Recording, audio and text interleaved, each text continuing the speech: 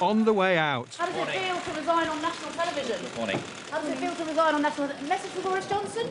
Philip Hammond says he'll resign as Chancellor just before Theresa May quits as PM, and as expected, Boris Johnson succeeds her. I understand that his conditions for serving in his government would include accepting a no-deal exit on the 31st of October. That is not something I could ever sign up to.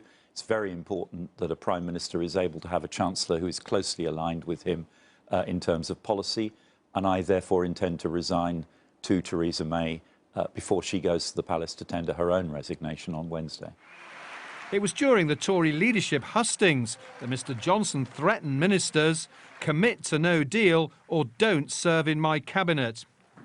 And as Whitehall prepares for a major government shake-up, it's thought up to a dozen more ministers could also quit, after several, including 4 cabinet members, abstained in a no-deal rebellion in the Commons last week.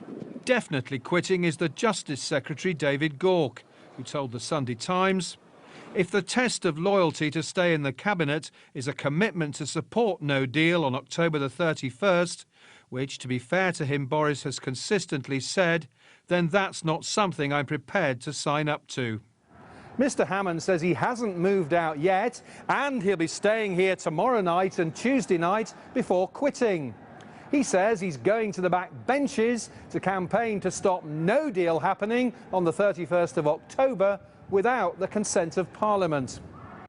With the Irish borders still the most contentious Brexit issue, the Irish government says a change in 10 Downing Street won't alter the reality.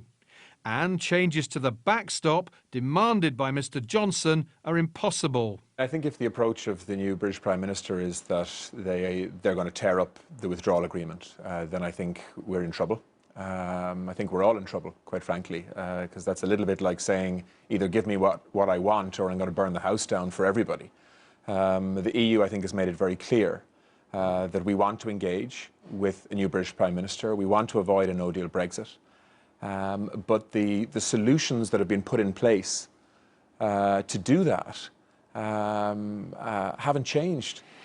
The British government says it's preparing for no deal, and if the EU wants to avoid it, changes are needed.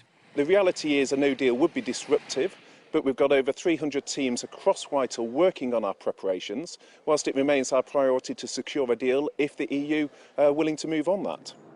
Whoever succeeds Mr Hammond in 11 Downing Street will have to back the Brexit strategy of the new occupant of number 10. John Craig, Sky News.